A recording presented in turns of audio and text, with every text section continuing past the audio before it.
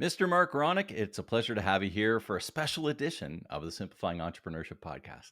It's always great to be with you, Pete. People are now going to get a little inside baseball in the sense that we do this, you and I, every Wednesday anyway. We sit down Yeah. and we talk shop all the time, once a week. So people are going to get a little inside, back behind the scenes conversation today. Yeah, absolutely. And for those of you who have been listening to the Simplifying Entrepreneurship podcast for a while, Mark is my podcast producer, and you always hear at the tail end, produced by iRonick Media. Well, he owns iRonick Media, and he was also one of the very first podcast guests I had, and that was a year ago. Believe it or not, my time goes quick, eh, Mark? Yeah, real quick. I can't Yeah. believe it already.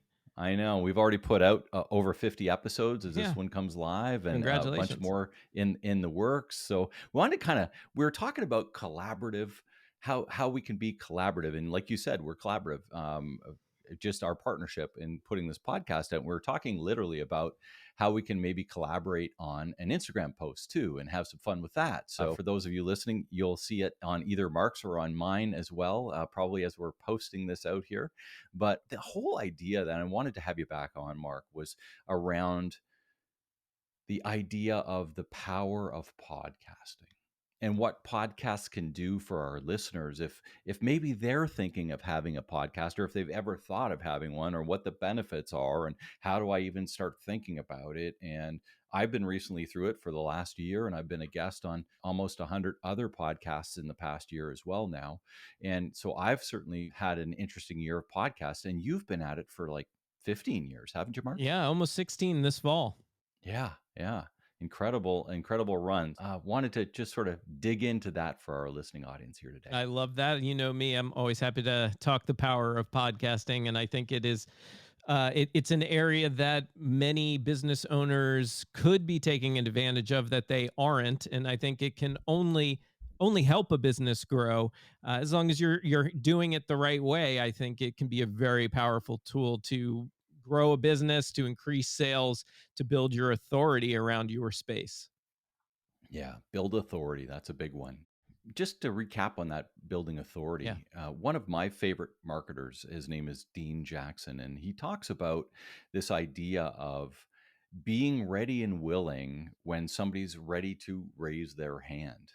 And, not everybody's ready to use your services, but when they are, you want to be the person that is thought of, Yeah. right? And having a weekly podcast or a daily podcast or 3 times a week or however often different people do it is one of those ways to just be sort of in the ear, so that when they are ready to actually potentially use your services, that they actually want to get in touch with, like, they already know your language, Yeah. they know about you, they know some of your thoughts, they've been listening to your guests, and they're affiliating with you. So from a sales perspective, even building the authority to make the sale, there's not as much sales work to do as far as from the sales side of things. Yeah, you've when you have your podcast, I often say this to people, your podcast is like a walking salesperson for you and your business. For And sure. yes, it is you a lot of the times, but yes, you're out there. It allows you to be out there 24 hours a day selling your business, selling your expertise, and increasing that authority like we talked about.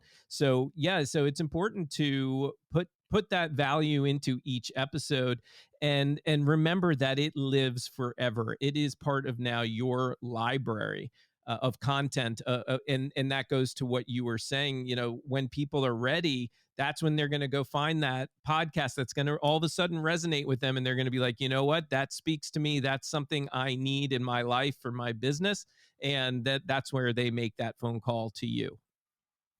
One of the other things, Mark, is as I look back at the last year here of creating podcasts and having awesome talks with different people like you know, so much content has been developed.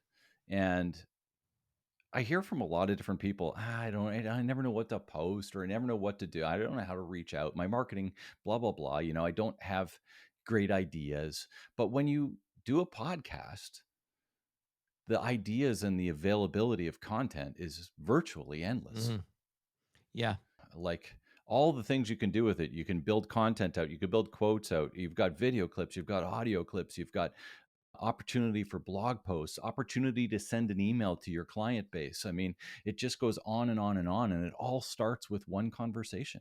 Yeah, that's a great point, Pete. Yeah, and a lot of podcasters and business owners who are podcasting forget that. It's go back and listen to those episodes that you've put out there and find ways to repurpose it. You never know what you well, I can tell you you will know that you can pull out a lot of different stuff from it, but when you're going into it, you don't know what you're going to find. There's always little gems that you can use, whether it is, like you said, a single post that you're putting up from a quote from that episode, or if it's more detailed, it could be multiple slides that you're posting on social media, or it could be a video, whatever that is, a video of the interview that you did. It could be virtually anything.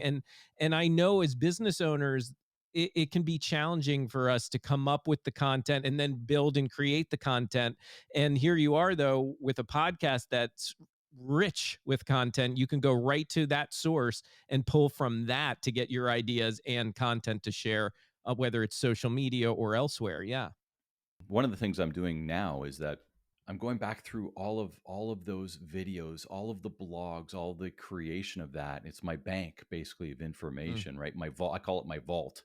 It's my vault of information, and I'm recategorizing and tagging those different conversations. What I was thinking around was this idea of coming up with an email and then repurposing them so that I'd say, here's the three podcasts that we had around leadership, Mm. or here's the three podcasts that we had around building a better team. Or, you can take all of this content, whether it's the podcast version, the video version, the blogs that you've created out of it, and repurpose it in different categorized areas so that you can give these all of your audience other snippets and listens and likes and all these things around areas that might be most interesting to them at the given time. It kind of falls back to that, when are you ready to raise your hand? Yeah, I love that idea. I love the idea of going through your podcast episodes and categorizing them for the ways in which you described it. I think that you could use that on a website and Yeah. create different sections and categories, much like a blog is used, where,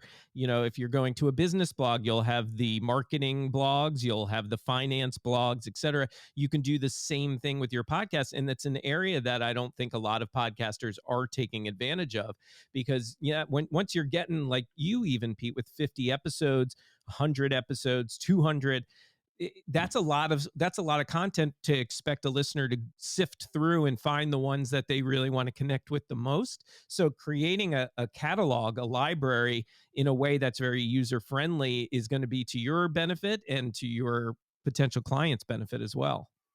Yeah, for sure. I love that. Mark, one of my models, and I know you know this model, is called the five Yes. P's.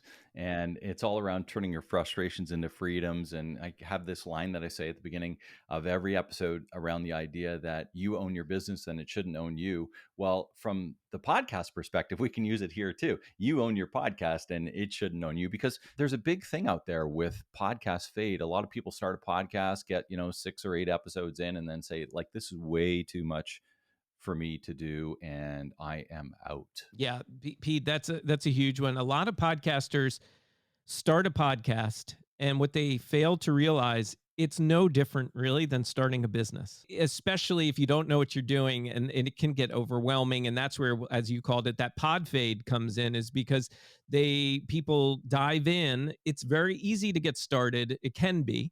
And then once they are in the midst of it, that's where it starts to get overwhelming. So yeah, I think it's important to relate to the five P's and bring it in from how you did with business. Attack it the same way, treat it like a business, and it will come back. You will see those benefits. If you're doing it like a hobby, that's all it's ever going to be for you.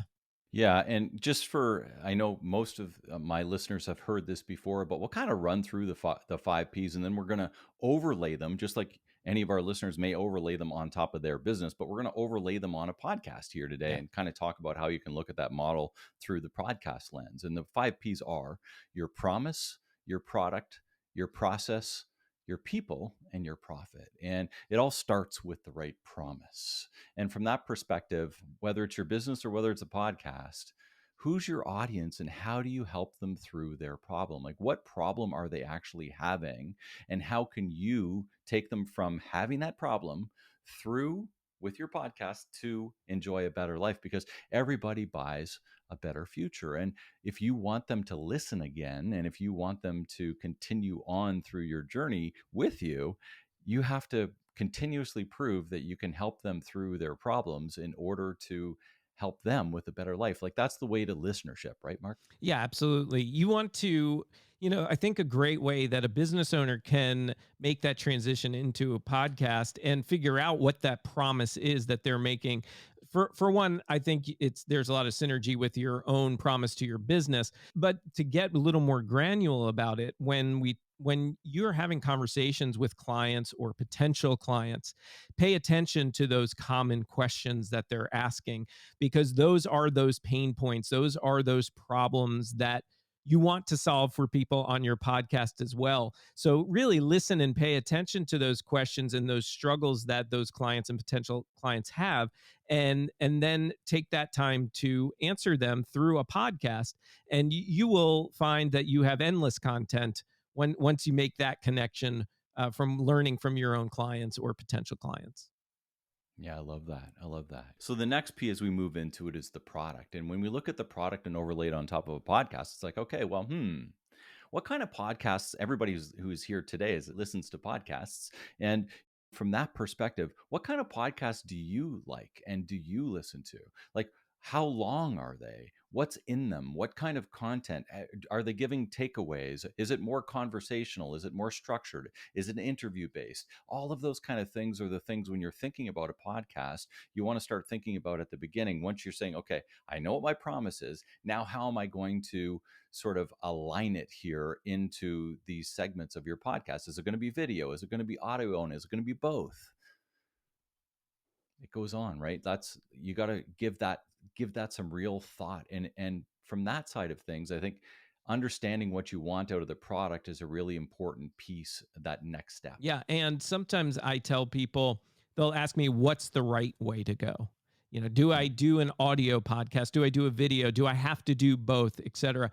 And yeah, truly, in my opinion, especially just starting out, this is where I encourage the podcaster to take the focus off of the potential audience and put it on you. What are you comfortable doing? What is it that you resonate with as a consumer of podcasts? Do you prefer exactly. watching them? Do you prefer listening? Go with that, because I think that's where you're going to make the biggest impact most quickly, is doing it in a way that you like, that you can engage with. And then down the road you'll learn the habits of your audience. You'll learn, and maybe if you're doing an audio only, you'll hear from them and they'll say, we want more video. Okay, well then that's the time to consider pivoting. But to get started, do what it is that speaks to you most.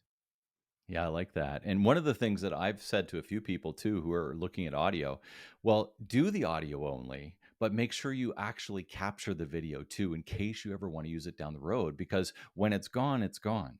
And if you do want to repurpose the video sometime down the road for clips or YouTube videos or any of this other stuff, and you don't take it when you're actually doing it, then you can't go back and grab it. So that's one of the things I all the different interviews I've been on over the last year, it's surprising to me, probably at least 30 or 40% of them haven't done the video. Yeah. And I find that really hard to believe that they don't want to, when we have the conversation, to actually capture that. Not that they're going to maybe use it right away, but that at least it's in their data vault, right? Of stuff that Yeah. they could use and repurpose later. Absolutely, Pete. I think that's great advice. And I think it's also advice you can use right away. So if you are an audio only based podcast and you are making that effort to capture the video, you can use that video right away to as promotional pieces, as For as sure. ways that to Yeah. drive traffic to your podcast.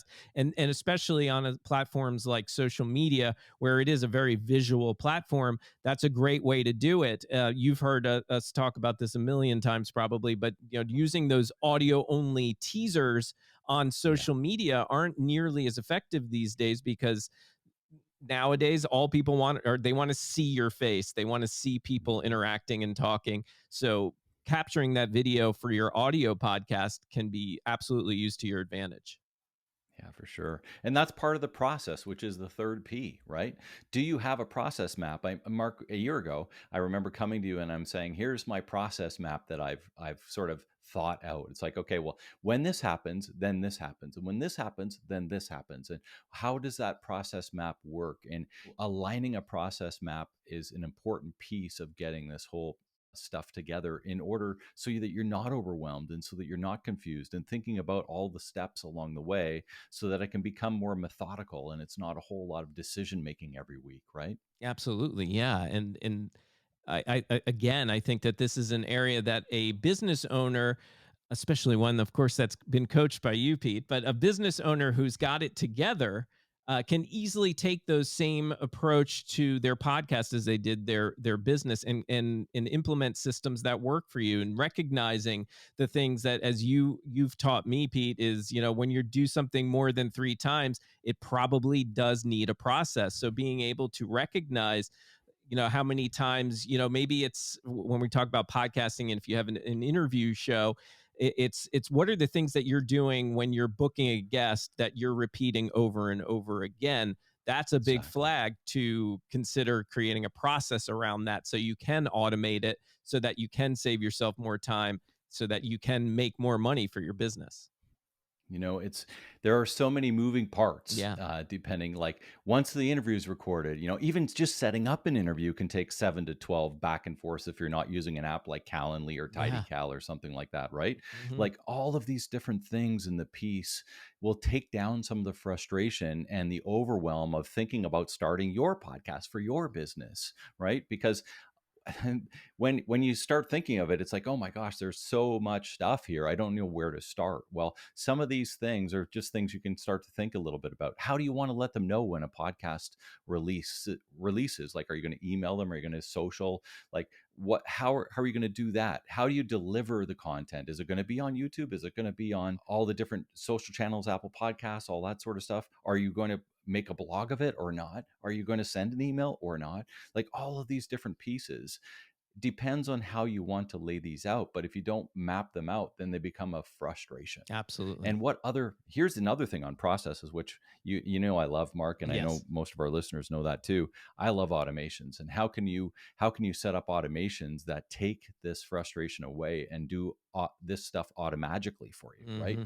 So how much of it can you have automatically done so that once you put that file in your G Drive or in your Dropbox or whatever the case is, things just start happening for you? Yes, absolutely. Yeah, I love that. And I've learned a lot about that from you, Pete. So yeah, it is important to identify those things and implement them, to do that auto magic that you do so Yeah, well. Yes. automagical. Yeah, I love that. So we go to the fourth P, which is people and understanding, coming back to the promise that we had at the very beginning, who's your ideal audience? Yeah. Are you everything to everyone? Or have you narrowed down and niche down your actual market so that you can have the listenership that you want? And Mark, we've talked often about this idea that people have in their head how many listeners they should have and all this kind of thing and around that. But the reality of it is if they aren't the right listeners, they're of no benefit anyway. Right. That's right. Yeah, absolutely. And I also think it's important when we talk about those people is paying attention to the people, particularly the people listening. And what I mean by that is we get caught up sometimes in how many people can we get listening instead of who's actually listening, and are we serving those people, and instead of looking over their shoulders to see who the next person is walking into the room. That is a disaster in the making. Instead, focus on those people that are there. What do they want? What do they want more of? Help grow them, and in turn, you will start to see more people filing in, more people wanting to learn those lessons too. So focus on the people that are there, and then of course, Pete, the other people that I think are important to keep in mind are who are the people that can help you, who are the people that can Exactly. who are the people that can come in. And we talked about some all the different facets and elements that are involved, and how to make things more automagic. It might be a person, it might be a company, and like in your case, you came to me, you knew, you Exactly. recognized that you didn't want to spend all the time on a podcast, and you knew it was something that I've built a business around. So we collaborated, we decided to work together. I think there are lots of resources, not just me, there are lots of resources out there, a lot of people out there that can really help take that pressure, take the busy work off your plate so that you can focus on your content, making it as valuable as possible for your audience. I love that, Mark. Team on the back end is definitely that second part of the people. There's no doubt about it. And without that team, that's another sort of area for pod fade, right? Where people are just like, I can't do this. I don't have the time. I don't have the energy. I've got this other platform called Love It or Leave It. And this idea around Love It or Leave It is, do the stuff that you love to do and don't do the stuff that you don't love to do. And in our case, I don't like to edit that sort of thing. I want to have the conversation and I want to hand it off basically. So what else can you hand off and who else can you? In your case, Mark, I send the files and it comes back and it's done. And like Right. it's ready to roll. And it's like that's exactly what I'm looking for from this sort of relationship. And when you have those kind of things and the availability to get that done, and you can take the frustration down, now I'm spending more time in my love it zone, which is actually having the conversations, and I'm feeling good about my podcast instead of feeling like, oh my god, I don't want to actually edit this thing this week, so that I don't even want to have another conversation because I don't want to have to edit it. Right. So in essence, Pete, you're saying that your podcast is working for you, you're not working for your podcast. There you go. You nailed it, buddy. So the last one, as we pull out of people, is to profit. And from my perspective of my podcast, yes, am I looking to bring on other clients and build the authority? That's how I look at the profitability of my podcast. It's like, if what I'm doing, the conversations that I'm having really connect and resonate with people, and they raise their hand automatically and they come to me and say, like, I already know what I want to talk to you about because I've been listening to you and I understand the stuff and all that, then it's done its work for me. And it's allowed me to make the sale easier. And if I make the sale easier, then I'm going to be profitable on the back end of the podcast. There's lots of other ways to have profit around your podcast too. And why don't you tell the audience a few other ways of making that happen other than just having them directly come and in my case, buy your service or your coaching? Yeah, there are lots of different ways around it. Starting with a lot of people who are just getting into podcasting, the first thing they think about when it comes to monetizing is when can I bring in advertisers? When are advertisers going to be interested in supporting my podcast? And there is a whole thing around that. But what I think you can do to get right away start promoting a product or a service is to get involved with affiliate marketing. What the beauty of it is, you can find products and services that you believe would be a benefit to your audience, and the way it essentially works is you agree, and the affiliate agrees that you're going to work together, and it's essentially a commission based relationship. Yeah. So you can promote them all day long on your website, on your podcast, etc., and it's no skin off their back. They're going to make money when you make a sale, when somebody listening to or watching your podcast purchases that product or service. So it's a great way also to get comfortable in that process of having a sponsor or an advertiser on your podcast, is to get involved in affiliate marketing. So I usually encourage that as well as one way. You can get involved in other ways like merchandising, creating merchandise around your service, around your podcast and product. So yeah, those are just a couple of different ways that you can dive right into monetizing. Sometimes, and a lot of times, you can monetize your own podcast with a podcast. You can give additional content for a fee, and a lot of people at first will back away from that and think, oh, I can't do that. But the fact of the matter is that's become a very popular way of monetizing a podcast. Is sometimes it's a matter of get the long extended version for whatever it is, 99 cents, or get the ad free version, the long extended without ads. It can be as simple as that. Or if your audience is really craving more content, you still do your free show, and then you can sell an additional show or shows in combination with the free. And that goes a long way too. People will be happy to pay for more if they're really enjoying your podcast. Yeah, I know I do. I pay for Mhm. more to listen to Mhm. other podcasts currently. And if you like the content and if you're seeing the value there, why wouldn't you? Right. Yeah. It's like, and it's really, it could be considered the, one phase of a funnel, right? You can start getting people to buy your content, and then the next phase might be that course that you're looking to Yeah. sell, or a mastermind, or Yeah. what have you. So yeah, it's a great way to fit into your business model.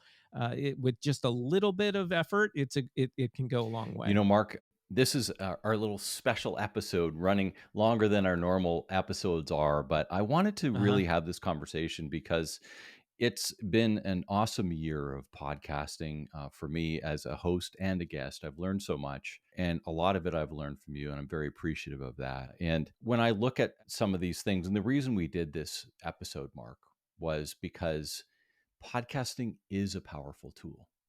Podcasting does work. Podcasting is a way to get your message out in your language, in your tone, which is another thing that I really like about podcasting. Your tone now doesn't come through in written word. Right. And, Yeah. it's just one of those things. Yeah, it doesn't. And I really like that, Pete, because people get to know who you are. Even like you said, with a blog or something like that, you can certainly get a person's personality Yep. from that. But there is something to be said about hearing their voice, seeing their face, and not feeling that pressure of being sold, Yeah. right? Because that is a there is that fine line there, and a lot of consumers may be weary of talking to somebody right away because they don't want to be sold on something so quickly. So instead, this is your chance to just be you, provide value, and teach and share, so that they can really get a feel for who you are. And to me, that's what sales is all about. It's really, you're selling yourself. You're showing them your passion. You're showing them that you have a solution that will solve a problem for theirs. You put those two things together, and it's a pretty easy sale from there. It is. And Mark, I know one of the things that you've been spending a lot of time on these days is not only producing podcasts, but also being a podcast coach. Like you're Yeah. you're coaching people that are even doing their own producing and stuff like that. You're Yeah. spending time helping them build their podcasts and allowing them to learn more in a quicker way, reduce that frustration, and give them back the time that they want to do and the things that they want to do within their podcasts. And I encourage anybody here listening, and I can speak from experience, that Mark knows what he's talking about. He's got it together with all this stuff. He's a wealth of information. And you hear his ironic media at the end of every podcast, but we'll certainly put it in our show notes today. Mark, why don't you just let everybody know how to get in touch with you before we wrap this thing up? Sure. So I think the best place to first send you is to my website, ironicmedia.com. And that's IRONICK media.com. And then talking about additional content, you can follow me on Instagram at Marc Ronick, and that's Mark with a C.